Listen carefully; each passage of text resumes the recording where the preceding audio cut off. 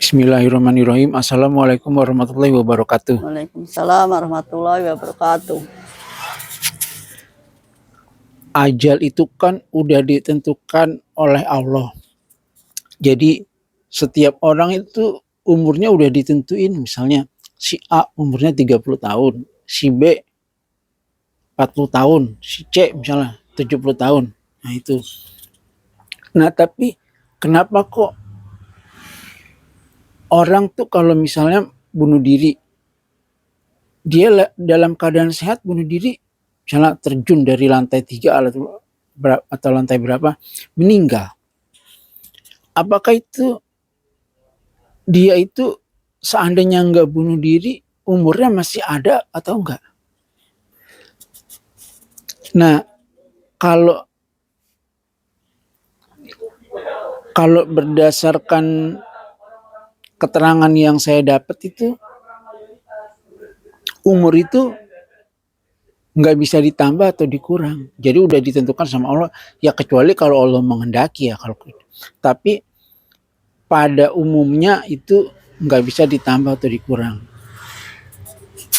Meskipun Nabi Adam dulu pernah umurnya dikurangin sama Allah, itu pernah. Tapi itu kejadian-kejadian khusus yang itu yang setahu saya sih nggak terjadi pada manusia biasa. Terjadi cuma pada Nabi Adam sama Nabi Musa kalau nggak salah. Nah terus apakah karena umur gue kan udah dipastiin nih sama Allah, kalau umur gue 60 tahun udah pasti 60 tahun dong, gue ini aja, gue coba gue ngetes terjun dari lantai 10. Kalau umur gue udah 60 tahun pasti gue nggak mati. Terus terjun dari lantai 10 mati. Nah itu berarti umurnya sebenarnya emang segitu. Misalnya umur 20 tahun, emang umurnya 20 tahun sebenarnya. Jadi dia meskipun terjun apa enggak terjun itu ya tetap meninggal juga. Jadi cuman penyebabnya yang beda. Ya itu semuanya ada jalannya masing-masing. Tapi kalau seumpamanya kita udah niatnya buruk, nah itu berarti kalau mau terjun itu berarti namanya bisikan setan karena melakukan hal itu. Tapi kan emang jalannya begitu gitu.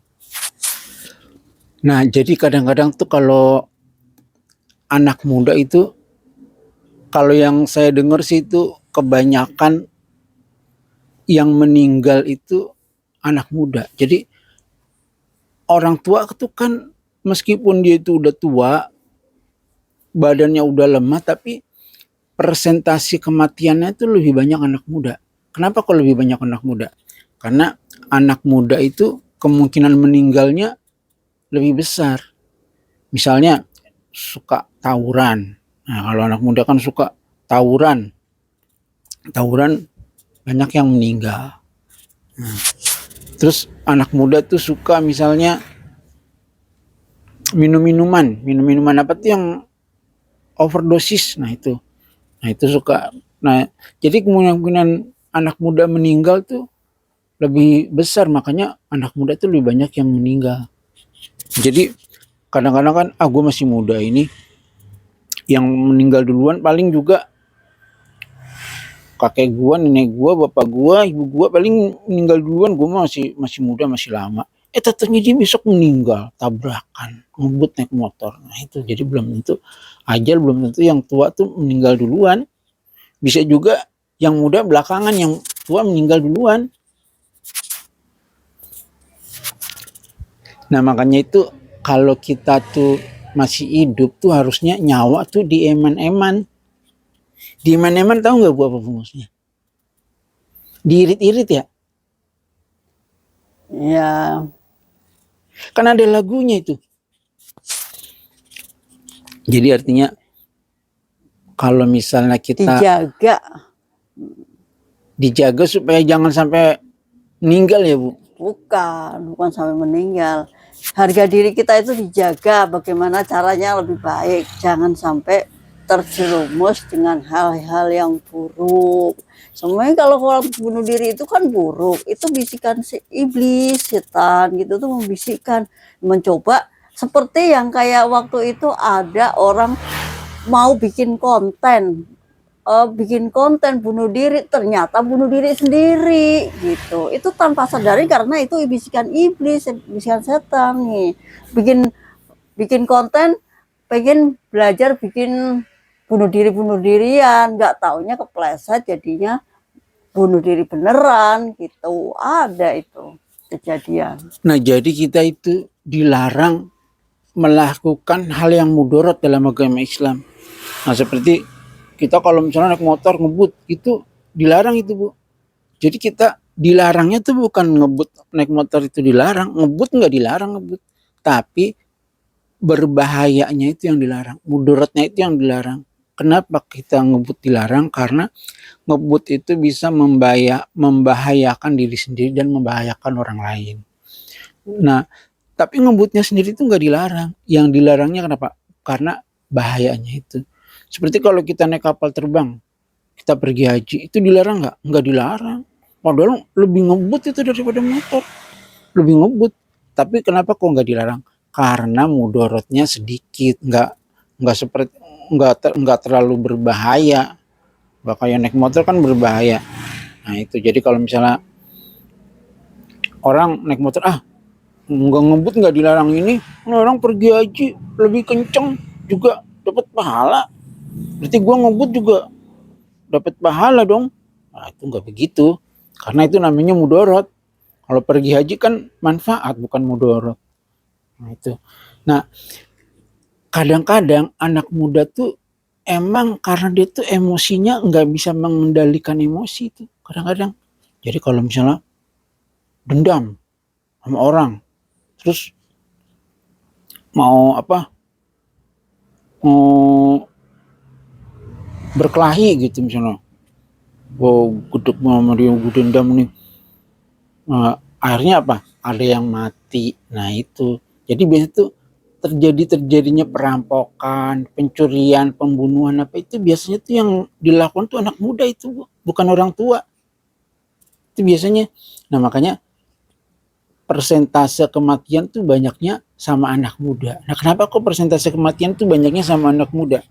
Karena mungkin pendidikan agamanya kurang. Nah itu jadi harusnya pendidikan agama itu dari masih kecil supaya apa? Supaya kalau dia itu jadi anak muda itu agamanya udah ada, bekalnya udah ada. Jadi supaya nggak mati konyol. Kalau misalnya pendidikan agamanya ini kan minim, orang nggak ngerti larangan-larangan agama, dosa. Kata siapa sih dosa? Emangnya begini dosa apa misalnya begitu. Nah padahal itu nggak boleh. Jadi banyak orang yang anak muda tuh melakukan hal-hal yang negatif itu karena dia nggak tahu kalau itu dosa itu.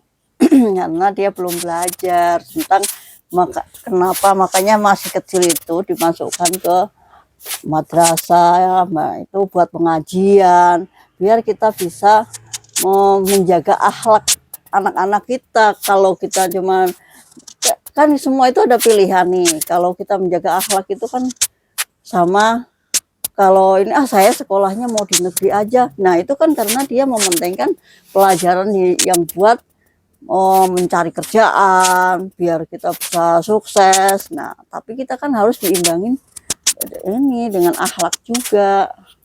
Kalau kita mementingkan pelajaran buat nanti masa depannya biar sukses, biar dapat kerjaan yang bagus, kadang-kadang karena dulu mikirnya orang tua itu begitu, nyari duit yang banyak, kamu sekolah yang pintar cari duit yang banyak. Ya enggak kalau dari dulu begitu. Nah seharusnya anak itu masuknya pesantren, Bu. Jadi kalau misalnya anak tuh masih umur SD tuh dimasukin pesantren, karena anak pesantren tuh biasanya jadi anak baik. Biasanya tuh coba kalau anak pesantren, apa ada anak pesantren balap-balapan naik motor? Kayaknya belum pernah dengar. Nah apa ada anak pesantren pada mabuk? Kayaknya belum pernah dengar juga.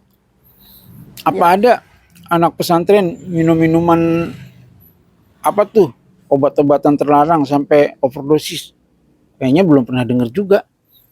Nah, jadi kalau kehidupan di pesantren tuh biasanya lebih baik daripada di luar pesantren. Kenapa? Karena di situ agamanya kan lebih banyak, iya, jadi bisa mengerem-rem lah, menahan harga ini tapi nafsunya. tapi mungkin emang ada juga sih anak pesantren yang nakal atau emang bandel, tapi nggak sebanyak yang di luar itu. Jadi lebih bagus dimasukin pesantren daripada enggak, supaya buat menjaga masa depannya dia itu. Udah begitu aja. Wassalamualaikum warahmatullahi wabarakatuh. Waalaikumsalam warahmatullahi wabarakatuh.